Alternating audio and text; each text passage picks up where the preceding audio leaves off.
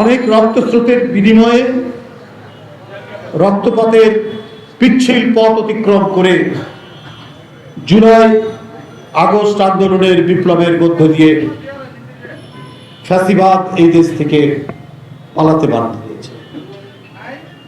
আইন শৃঙ্খলা বাহিনী, যুবলীগ, ছাত্রলীগ, তার নানা লীগ বাহিনী, তারা সশস্ত্র, কেউ ছিল হেলমেট বাহিনী, অত্যাচারের বিবিধ রূপ আমরা দেখেছি।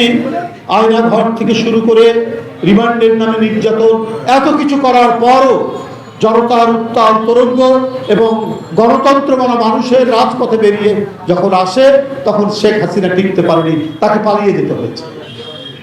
যারা জনগণের নেতা নেত্রীর উপর অত্যাচার করে, যারা জনগণের উপর অত্যাচার করে, জনগণের কথা বলতে দিতে যারা দ্বিধাবোধ করে এবং এই কারণে যারা নিপীড়ন চালায়, আলটিমেটলি তাদেরকে পালিয়ে যেতে হয়, ভীত শৃগালের মতো তাদেরকে পালাতে হয়। সেই দৃষ্টান্ত এ দেশবাসী দেখলো 5ই আগস্ট। এটাই হচ্ছে প্রকৃতির নিয়ম, এটাই হচ্ছে আল্লাহর বিধান। কোন অত্যাচারীকে, কোন নিপীড়ককে আল্লাহ সহ্য করে না, তাকে চলে যেতে হচ্ছে। আমরা চাই অন্তর্বর্তীকালীন সরকার একটা অবাধ সুষ্ঠু নির্বাচন নিশ্চিত করুন। সে নির্বাচন জনগণ যাদেরকে ভোট দিবে, সেই ভোট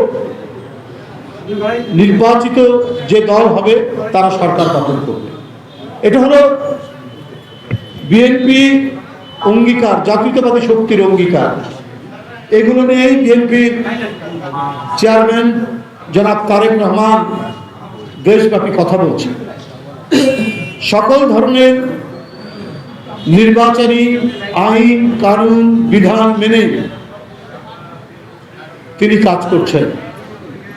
তিনি যেতে চেয়েছিলেন তার নিজ গ্রামের বাড়ি বগুড়া জেলার এবং শহীদ আবু সাইদের কবরে। নির্বাচন কমিশন বলল যে আপনি গেলে অনেক লোক হবে সাথে, এতে নির্বাচনী নিয়ম এবং অন্যান্য ঝামেলা হতে পারে। তারা অনুরোধ করলো না যাওয়ার জন্য। ভারপ্রাপ্ত চেয়ারম্যান নির্বাচন কমিশনের সেই অনুরোধ রক্ষা করেছে।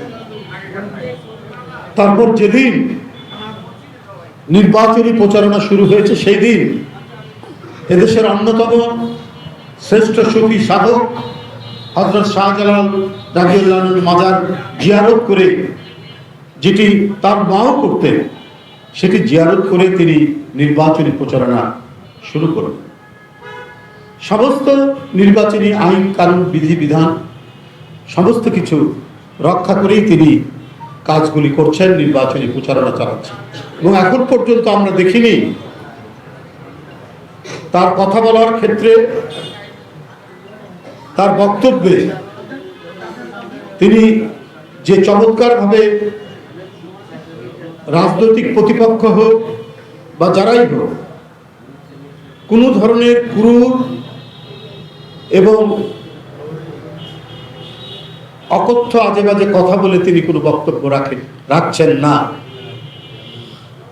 এই যে ডিসেন্ট এবং শালীন বক্তব্যে দিচ্ছেন বিভিন্ন জনসভা, নির্বাচনী প্রচারণা। অগ্রযাত্রা প্রতিদিন,